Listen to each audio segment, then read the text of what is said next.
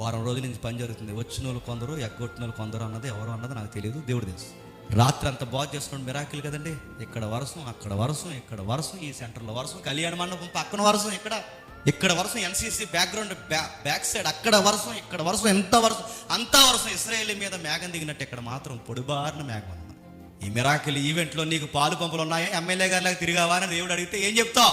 తిన్న కంచం తిరుగు, కనీసం సహకరించు, అక్కడ వంట వార్త కనీసం వడ్డించే దగ్గర ఉన్నావా, జీబులో సెలిటి తిరిగి అని అడగడా దేవుడు?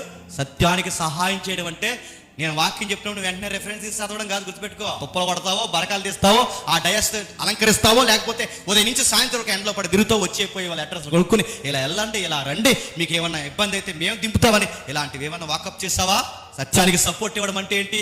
ఒకటి చెప్పేవాడు ఉంటే వాడు వెనకాల అన్న మీరు చెప్పండి, మిగిలిన వరకు మేము చూసుకుంటాం అంటే, అన్న నువ్వు రాకపోతే మేము ఏం చేయమంటే, నువ్వు ఎవడన్నా నువ్వు సపోర్ట్ కూడా కాదు, గాలి తీసేసేవాడు. నువ్వు మీ చేయండి, మీ పని మీరు చేయండి, ఈ పనులని మేము చూసుకుంటాం, మీరు అక్కడ ఉండండి. ఇవ్వగలవా సపోర్టు? పరిగెట్టేవాడికి భుజం తట్టి మేము ఉన్నాం, వెనక తిరిగి చూడకు, నువ్వు పరిగెట్టి మేము చూసుకుంటాం అన్నవాడు ఉంటే వాడు రన్నింగ్ ట్రాక్ ఇంకా బాగుంటుందా బాగుంది చెప్పండి.